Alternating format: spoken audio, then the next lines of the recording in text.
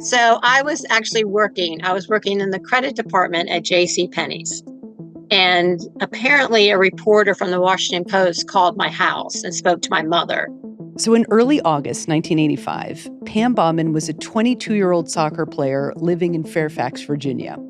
And just days earlier, she had returned home from a landmark tournament that featured dozens of the best women's soccer players in the country. And my mother just gave her the telephone number for JCPenney. And so I pick up the phone, and it's someone from the Washington Post asking for me. And she's like, I want to interview you and congratulate you about making the women's national team. And I'm like, I don't feel comfortable talking to you. Nobody else has called me to verify this. So I was like, no, I'm not gonna do an interview. And then, so I hung up and I called my college coach. I called Hank Lung, and he hadn't heard anything, but he could call US Soccer. So he called US Soccer. On one hand, here in 2025, athletes of every kind find out they've been traded, via text or on Instagram or TikTok. So Pam's story doesn't sound totally out of left field. But then you stop and think about it for a second. Like, we're talking about earning a spot on the U.S. women's national team, one of the biggest honors a player can get. So you think Pam's story would be a total outlier, right? This one bizarre exception in the middle of this historic moment. But when you start listening to the stories of the women who became her teammates, you realize Pam wasn't the only one completely caught off guard. The gap between her experience and theirs isn't as big as you might think. We didn't even know. That part was a shock, right? We didn't even know that was going to be a thing. It was so exciting, because it was a new adventure, but it was exhausting and everything happened so quick. Yeah, I guess the more I hear about it, the more I'm just like, wow, this is really crazy. Why did that happen the way it did? It was like a whirlwind. I was just trying to keep my head from spinning. It's such an odd way to have to experience such a big moment. I'm Erin Foley. And I'm Jane McManus. From Storied Sports and Adidas, this is Origin Story, The 85ers. Chapter 2, A Golden Opportunity. Erin, welcome to episode 2. You mean chapter. Or episode. These two things are pretty interchangeable. Look, in order to lay out what led to all the surprise and confusion we just heard a minute ago, we have to explain how everything we discussed in the previous episode, this growing momentum toward launching a women's national team, how that went from possibility to reality. So, Erin, take a crack at guiding us through this. So any national team in any sport is overseen and supported by that sport's governing body. So if a women's national team was going to exist, U.S. Soccer was the only organization that could make that happen. And there are two things to keep in mind with U.S. Soccer when you're thinking about that time frame. And number one, there was an ingrained preference for the men's game. There just was. And the second was money. At that time, U.S. Soccer had just come off a turbulent stretch. For more than a decade, the NASL, which is the North American Soccer League, that was the only men's professional league that existed in America. And when it folded in 1984, well, there goes the cash flow, right? We found this article in Soccer America in 2000, and they interviewed Chuck Blazer, who was the vice president of U.S. Soccer in 1985. And they asked him about the federation's finances, right? And he said, "We were broke. We were insolvent. During the men's World Cup qualifying, we had to use venues we didn't want to use. We had no real level of sponsorship. We inherited a debt from the previous administration." So meanwhile, the people pushing hardest for a women's national team, coaches like Anson Dorrance at UNC, Jim Rudy at UCF, and of course, the small circle of true believers had started to figure out a clever workaround to those obstacles. I think the first enormous step for us was getting into the Olympic Sports Festival. And Kim Wyant, a player at the time, backed Anson up on this. It's my understanding that really the door opened even wider through a decision that the U.S. Olympic Committee made. And that was a decision to include men's and women's soccer in the Olympic Festival that happened in Baton Rouge. in 1985. The National Sports Festival, later renamed the Olympic Sports Festival, is absolutely fascinating. So it launches in 1978 to give American athletes real high-level competition between Olympic cycles. That seems all well and good. Here's the kicker. It was also created because of the Cold War. We were trying to beat the Soviets, whose athletes trained inside a massive government-run sports machine. One of the things that is so crazy about that is that, like, if you're going to be in a competition with the Russians at that time, in a sporting context, you have to have women who can perform because the Russians were funding women's teams just as much as they were funding their men. Yeah, and what was the most important thing at the time? Beating the Soviets. So the sports festival, it was really successful, right? It toured different cities around the country. It brought together thousands of emerging athletes and showcased everything from like big Olympic sporting events to like lesser known ones. It produced stars like Jackie Joyner-Kersee, Greg Louganis, and became the largest amateur multi-sport event in the country. But once the Cold War ended and athletes had more ways to compete and train at home, I'm talking pro leagues, collegiate championships, the festival came to an end. Well, it sounds like it was a rip-roaring time while it was still going. It was. It's a shame about the Cold War. Oh, God, it's a shame. I think from that point on, we really beat the Soviets before they started doping. It's a good thing that's over. Obviously, we were not an Olympic sport. Women's soccer was not. So obviously, the only way we would get in is with some sort of political cachet or pull. Because again, how can you be invited to an Olympic sports festival when you're not in the Olympics? And the name I'd like to drop, I hope she's still alive, is Marty Mankamayer. All right, there you go. Here we are. Hello. Hi there. Thank you so much, Marty. I really appreciate it. So that's Marty Mankamayer at the young age of 91, along with her daughter, Dana. Dana, would you be comfortable just being part of this interview and sitting next to your mom? Because I love you two together. I don't look like podcast material. Dana joined our interview as well, since she helps her mom out with a lot of things, including, thankfully, troubleshooting computer issues. They were calling in from Colorado, where Dana grew up.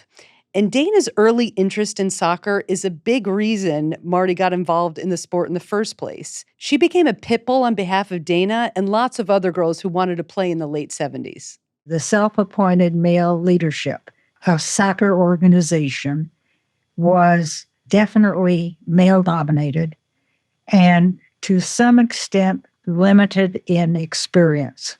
I looked at the competition, and I don't mean that any of these people should be denigrated in any way, shape, or form, but they didn't have any experience in the business world that I felt that I could bring to the party. So Marty set to work at putting together a team that could compete with the best youth clubs around the country. So at first, her work was all about getting youth teams and leagues running, growing the game, and bringing more organization to it. And with her corporate background, from day one, she's thinking, how these leagues and tournaments can generate money. What I remember from those discussions back then was you saying, God, they're so unorganized. They're so unorganized. It's so easy to put on a tournament. You have to explain to them, you're going to need this many hours of practice fields. It's no different than the boys. Just replicate the boys program. Jane, I got to tell you about some of Marty's allies, because these women are incredible. She pairs up with Mavis Derflinger and Betty D'Angelo.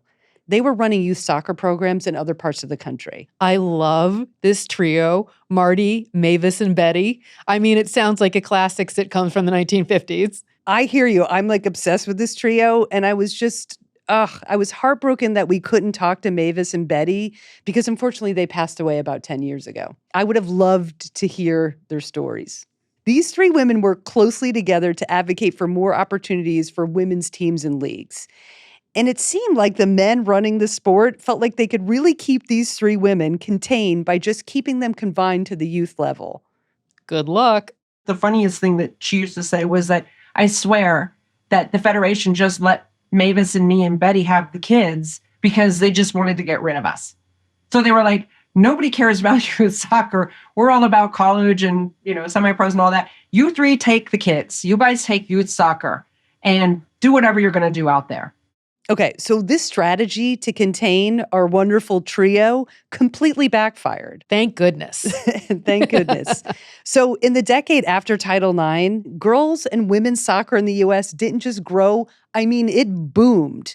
You're going to lose your mind over these stats. Youth soccer registrations went from 100,000 kids in the mid-'70s to 1.2 million in the late 80s. Wow, that's a big jump. Hold on to your socks. Girls' high school soccer jumped from roughly 10,000 players in 1976 to over 100,000 by 1990. Other sock gone. Hold on to your shoe. Women's college teams went from 77 programs to over 800 in that same time span. So as Dana mentioned, her mom had a vision and was always pushing it further. Another important moment like that happened just a few years before the 85ers began. Honestly, I got to give a little credit where credit is absolutely due. I think probably one of the first moments in that what's possible, beyond what's possible, was probably right around 1983-ish, maybe. So it was at this time that Dana was playing with her club team. They had won the state championship and advanced to the regional tournament. Our first game, we drew the Washington State champions. And onto the field comes this girl that's about 6'1". She's got legs up to her neck, and she's got the most incredible ball skills we had ever and we literally, 11 of us on the field, 18 of us all together, and the coaches stood there slack-jawed watching Michelle Akers. Her footwork was off the charts. She could dribble. I'm not kidding. She could dribble around all of us. She was fast. She was tall. In the air, she was unstoppable. I mean, it was mind-boggling. And all of us said, who plays like that? Where did that come from? I mean, it was incredible. She single-handedly, I think she beat us 11-0. I mean, single-handedly. Dana did acknowledge that Lori Henry and other top-tier players were also on that team, but that didn't change how amazed she was by Michelle. But I remember talking with Mom afterward going, who is that?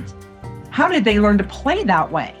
We were just gobsmacked. That was a moment where Mom, all of us, looked at it and said, holy cow, look at this game. We got to up our ante. We got to be way better because there are girls out there that were of this caliber. That girl deserves every title of legend. So, Erin, when Marty first sees Michelle Akers play, it's like watching the future walk onto the field. She's a once-in-a-generation talent, the kind you build a national program around. But the reality is there isn't a real structure to support her yet. Exactly. The Federation is disorganized, underfunded, and nowhere near ready for a player this good. So Marty starts connecting the dots. If we clean up this operation, if we build real pathways, if we actually invest, people won't just want to watch Michelle Akers. They'll pay to watch her. They'll follow her. They'll build the sport around her. Did you feel intimidated? Absolutely not. Marty understood the politics, right? And part of that was just knowing when to fight and when to save her energy and political capital for the battles that were still ahead. There's this song that goes, you have to know when to hold them or know when to fold them. Good job, Kenny Rogers. You go, Gambler. But she did have to make the case to the men at U.S. Soccer that the women's game deserved just as much support as the men's.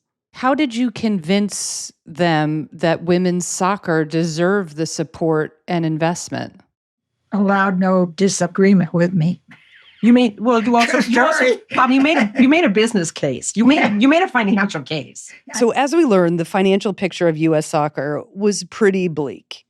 But they still had income flowing in. They were charging all kinds of membership dues to the boys and girls who played. You had to be a member to play in certain tournaments. So the more kids that are playing and the more tournaments that are happening, the more money U.S. soccer is taking in. So the decision to administer the girls' game meant that they were potentially doubling membership, thereby doubling revenue at a time when they really needed it.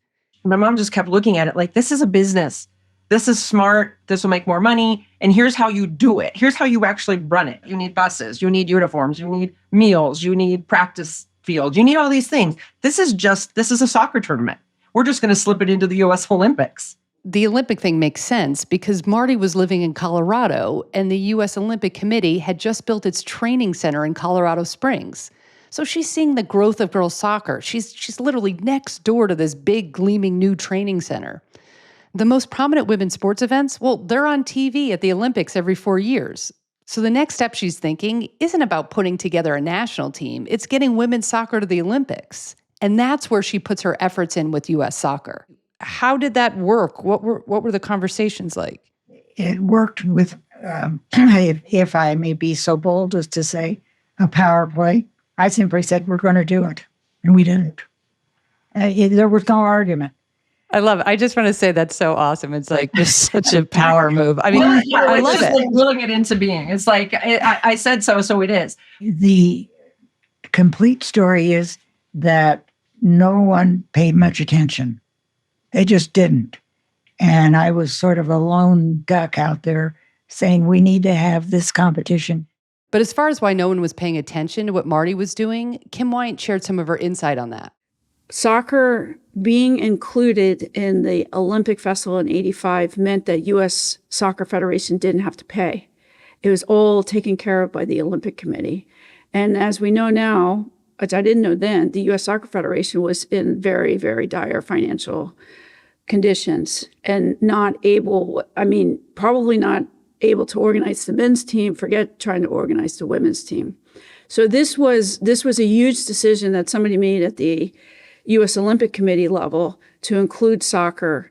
And the caper totally worked. Thanks to the lobbying of Marty and her allies, by July of 1985, the women were set to make their debut in the U.S. Olympic Fest, with the USOC covering the costs. It was a win for U.S. soccer and, more importantly, for the players in the pipeline. I think you guys were the original Charlie's Angels. That's what I'm hearing. Yeah, that's kind of it. It really was, except they weren't in swimsuits with guns. They were, soccer moms with clipboards. It's just a different version. It was a choice for clipboards and logic. Not only were Marty, Mavis, and Betty absolute powerhouses in the business world, they were also moms. Moms who wanted their daughters to have more chances to play. And here's the full circle moment that made my little research nerd heart explode. In one of the deepest dives of all time, I discovered this, Jane. Okay. Marty's daughter, Dana, played on the George Mason women's soccer team as a freshman. Terrific player. Betty's daughter, Michelle D'Angelo, also played on that team. And Pam Bauman, who kicked off this episode, was a senior and one of the stars. All three of them were teammates on the squad that went on to win the NCAA championship in 1985. I mean, come on, how good is that? You're such a good sleuth. Detective Foley, no case too small. And now a legacy of first moment, sponsored by Adidas. In 1985, these players unknowingly sparked a revolution. In 2025, they're finally reclaiming their story, and Adidas is here again, just like before.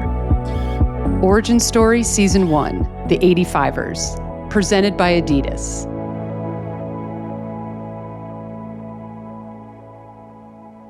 It's time to move from Colorado to the steam bath of Baton Rouge, Louisiana. Let's do it. So the Olympic Sports Festival was held on the campus of LSU. And yes, super hot in July, but I'm telling you, the players couldn't have been more excited. Arriving at the Olympic Sports Festival was mind-blowing. It was set up as a mini Olympics because it was an event to prepare Olympic athletes to compete in the Olympics. Michelle Akers talked about the sports festival like it was the first day at a school you were actually excited to go to. Holy shit, I'm getting these cool sweats and oh my God, I have this like cool official ID badge and the uniforms were so nice and all these other athletes are there from different sports doing the same thing. Everyone's all together in this big village and playing in these different venues. It was magical. And it was much larger than I thought it would be. I mean, you're having lunch across Hakeem Olajuwon or Bonnie Blair or so on.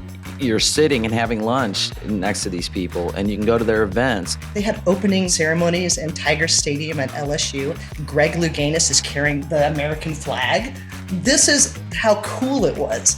And I'm like, this is like the Olympics. This is awesome. Those other player voices were, in order, Stacey Enos, Ruth Harker, and Lori Henry, a murderer's row for the 85ers. So to be able to compete at the festival, you had to make a regional team, north, south, east, or west, which meant going through tryouts and beating out a ton of talent. These rosters were stacked with the best players from college programs, club teams, state select teams, and amateur leagues. So it was like the top of the pyramid then for women's soccer at the time. Absolutely. And the U.S. Olympic Committee paid for everything, which was huge. It meant a lot of women who couldn't normally afford to travel for these events suddenly had a chance to compete at the highest level. My family, we had no money, so was it going to be paid for? Did I have to sell 5,000 chocolate bars to as a fundraiser to be able to go? Like that, those are like literally the mindset, right? When we went to DC for the paper teams, I think everyone paid their way, but the sports festival was incredibly cool because the Olympic Committee had money assembled. And so basically when you went in there, I think they flew us in. I think they fed us and housed us. I think they gave us legitimate looking uniforms. Some of the uniforms actually fit. This is like 5-star for us because, most of us at a collegiate level were playing in hand-me-down men's uniforms. But even if someone else was paying for it, that didn't necessarily make it an easy journey. And so we had to travel by ourselves, no cell phones, carrying no roller bags, too massive. I overpacked. So we had trains, planes, and automobiles to get to Baton Rouge. That, of course, is the one and only Brandi Chastain, total icon. She literally became the defining image of American women's sports. In 1999, during the World Cup, she made the penalty kick, ripped off her shirt, and screamed on the field in her sports bra. Oh, God. That's how I go to bed every night. But in 1985, she told us she couldn't even remember if she turned 17 yet when she was heading to Baton Rouge to play on the West team. And some of the chaos she ran into just getting there underscored how new this whole experience was for her and how little support any of these women had. And as soon as they landed, they quickly realized that the conditions were not ideal. It was so humid, Aaron, you would not, the water was coming out of our skin as fast as we could pour it down our throats. It was really pretty disgusting. Well, number one is very hot. Right away, you get hit with the heat of the deep south. It was like so hot. I'm from Miami and I was like, whoa, this is hot here. It was so hot. We could have changed our uniforms at halftime. I was soaking wet. They always have tournaments for, nationals and stuff in these god-awful places in the summertime. I always thought, these people that run these things, they're on vacation. This is their vacation. So they send us to these places and have no thought whatsoever of the players, how we suffer through something like this. Maybe that's part of the test. God. It was brutal for sure. And Linda Ganzatano got the worst of it. So I find the weight room, and it's 102 degrees in this weight room. And I'm 12 o'clock, so I thought I'd get a middle of the day workout, no AC. And I start noticing I have beads of sweat on my skin. And I'm like, what the heck? I'm cold? It's 102 degrees, Well, I ended up losing 7 pounds. I had heat exhaustion, and they wouldn't let me train until Friday. So this great opportunity to play on the North Regional team, all of a sudden I'm not able to train with them until game day. How was the level of competition? It was excellent because it's the top players in every region. So, I don't care who I'm playing against, I'm winning. Those games meant nothing different than every single game or practice I played in. I just love to play the game. I did it for the love of the game, and the higher the competition, the better. And so for me, that's what the Olympic Festival was about, is going and playing my nemesis. I was really struck by what Ruth said about suddenly playing with your nemesis. These are all players you battled against before. But on these regional teams, those same rivals could suddenly be your teammates. It completely changed the dynamic. I enjoyed playing with some of our competitors on the South. When instead of beating the shit out of each other, you get to play together and kind of get to know them off the field.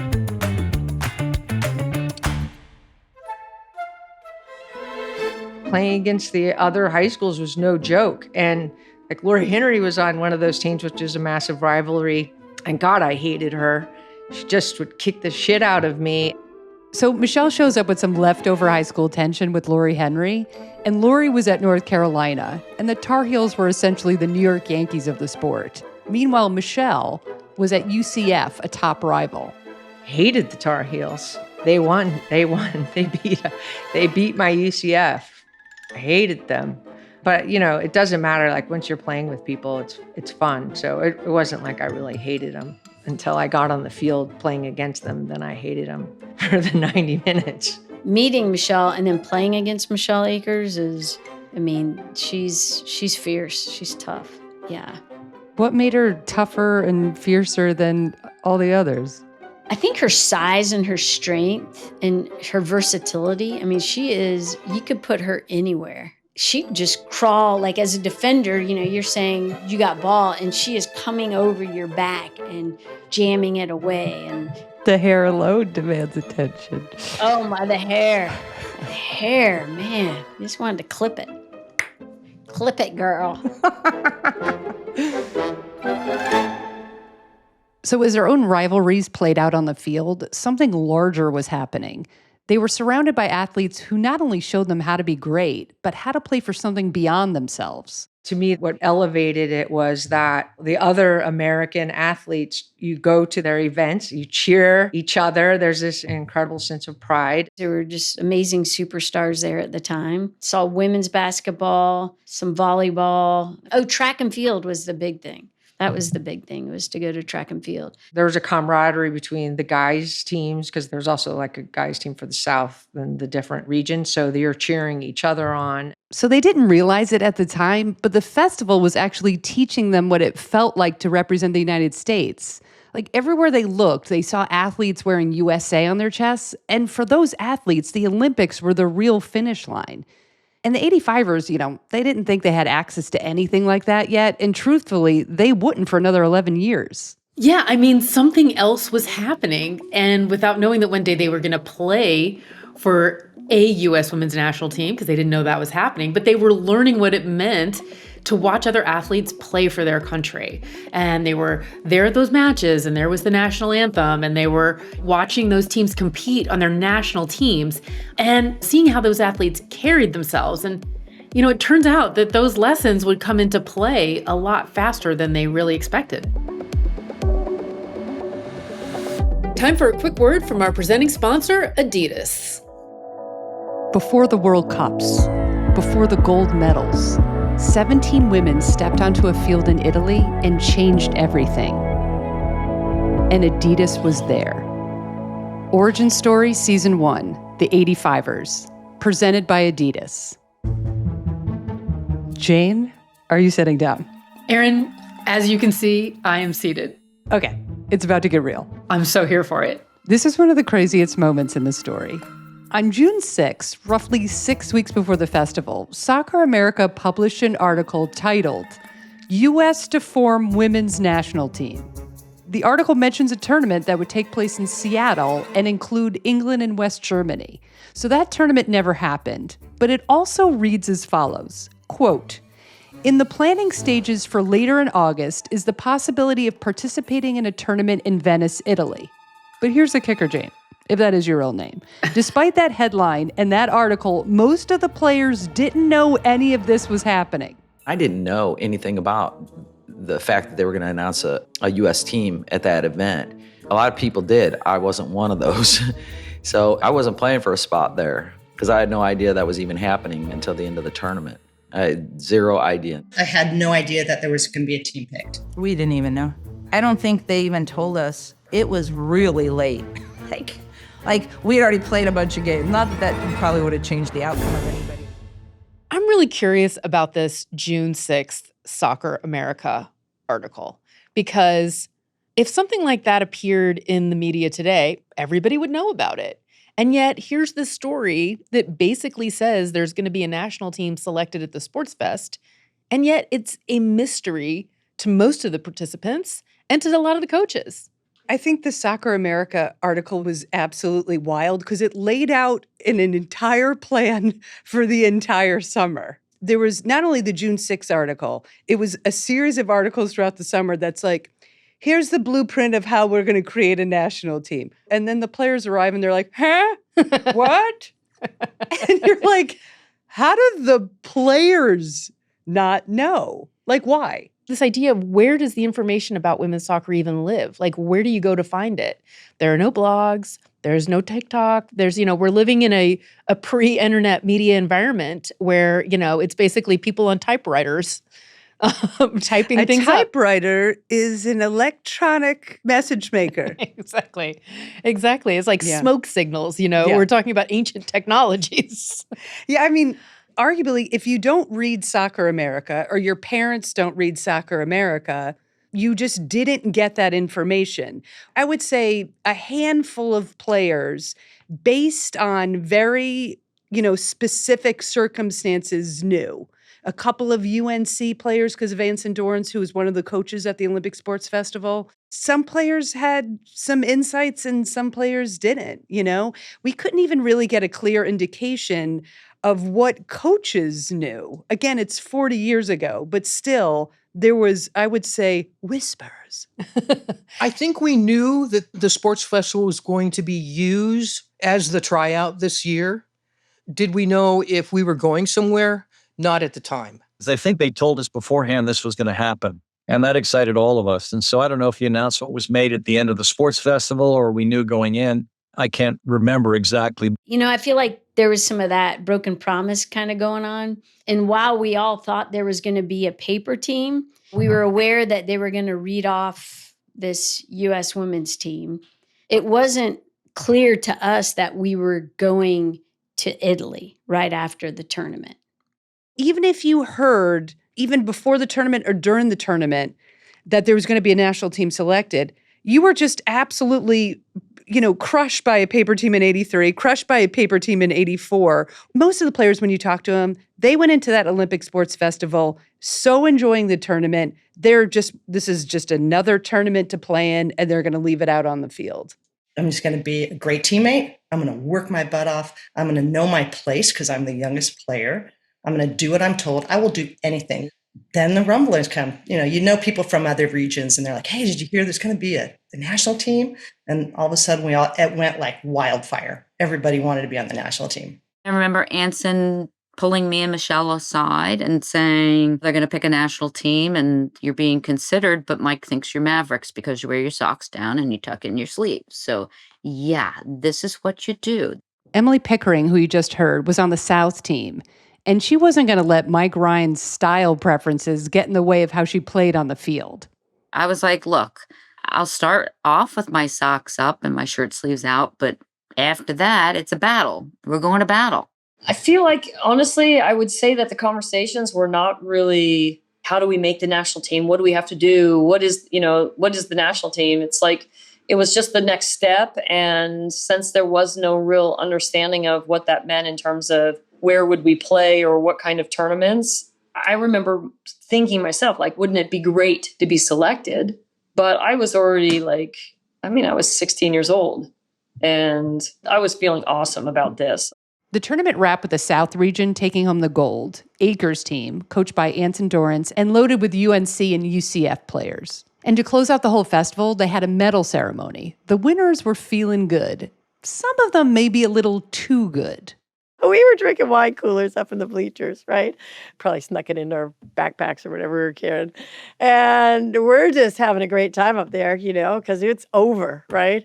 And then somebody hits me and goes, Linda, they just called your name. I'm like, what? They go, yeah, you got MVP. You got MVP of the Olympic Festival. I'm like, what? So I go down. I'm running down like me and my leg warmers. I'm sure you'll hear jokes about that from Michelle. And I had white leg warmers on. So I go down and I'm standing on the podium with Emily, right? Emily Pickering. I'm like, Emily, I think I'm a little tipsy. I'm like, okay, I'm getting the greatest award of my life. And I'm like, oh my God, this really sucks and I might not remember this. So we did the medal ceremony, and you could tell there was something else that was going to happen. And they gathered us all back together. As I remember, all of the players being assembled in the 18-yard box, and we were all sitting down on the grass. But I was still pissed off that we lost in the last game. So that's where I was still at. I hadn't gotten over the losses. Mike Ryan, who was from Washington, and I really didn't know him as a coach. I played on other teams, but he was a big name. So he sat all 4 teams down in the middle of the field after the last game, and we are just sweating. And he's going to announce the team. They asked us all to come and sit, and my coach, Mark Kaiser at the time, leaned down and said, "Congratulations." And I'm like, "For what?"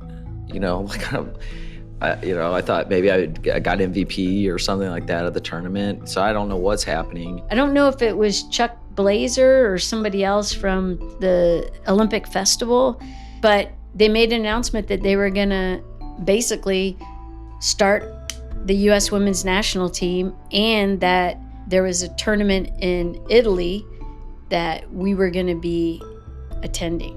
And it was all like, it felt like holding my hand up. Can you repeat that, please? Like, what? What? We're all going, what did he just say? Girl, what did he just say?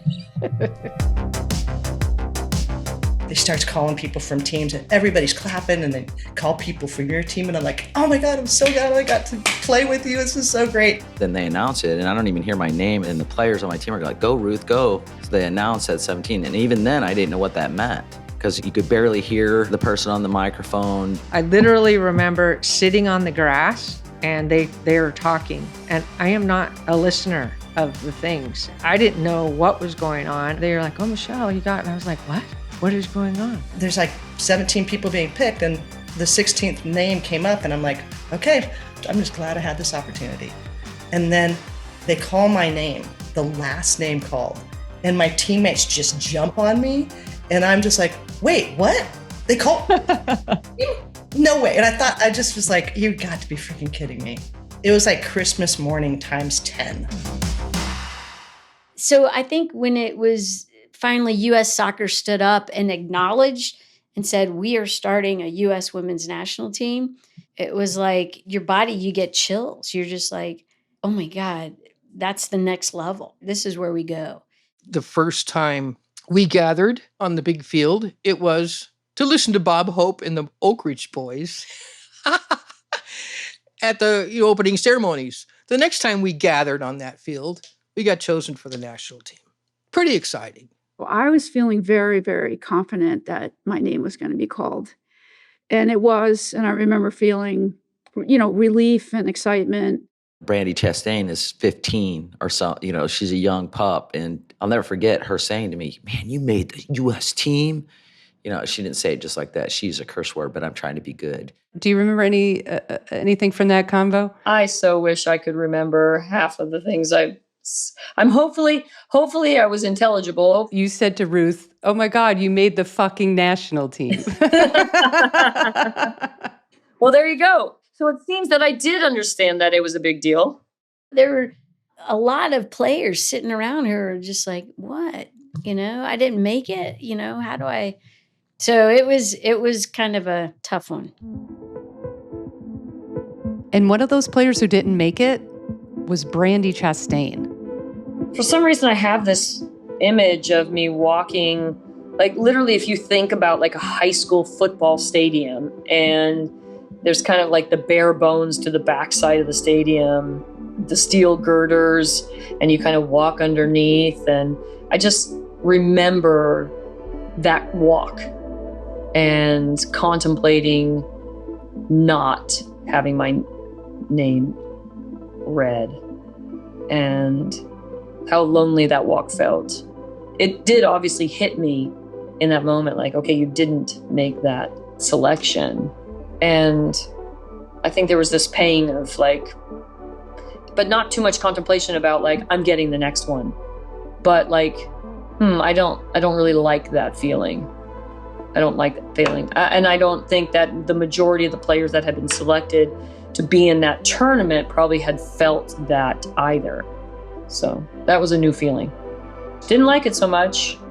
I remember that. Isn't that wild? If we just take a second here, Brandy Chastain, who goes on to be one of the most iconic moments, not in women's soccer, but in women's sports. And there is a time where she didn't make a team.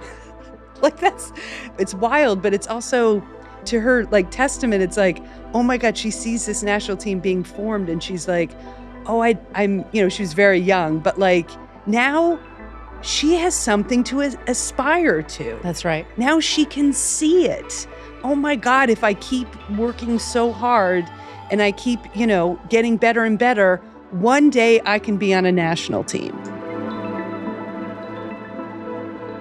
I'm truly never going to get over this moment. The roster for the first ever U.S. women's national team is selected in the middle of a field. It's chaos. Nobody knows what's happening.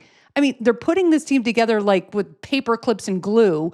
It's like the Bad News Bears if they were generational soccer players. And yet they were all like, okay, let's go. What do I have to do? Where do I have to be? Like, they were so excited to get a chance to play with each other, not even realizing what was in front of them.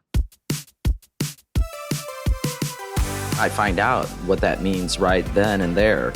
You're going to go home for a couple weeks or however long it was, and you're going to go to New York and train for a while. Then they brought us into a room and go, do you have a passport?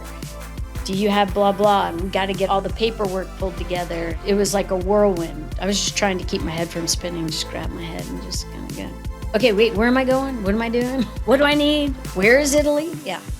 Somehow I feel like I got on this airplane of this whole journey and we just took off. And things were happening along the way. And I'm like, what?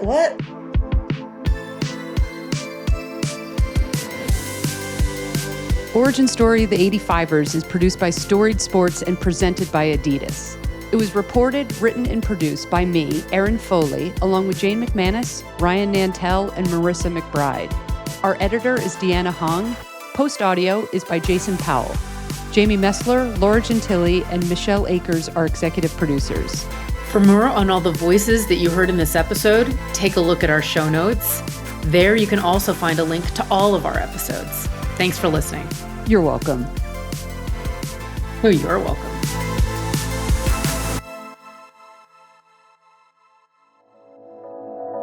They were there in the beginning, before the crowds, before the glory, before anyone was watching. This is where the dynasty started. Origin Story Season 1, The 85ers, presented by Adidas.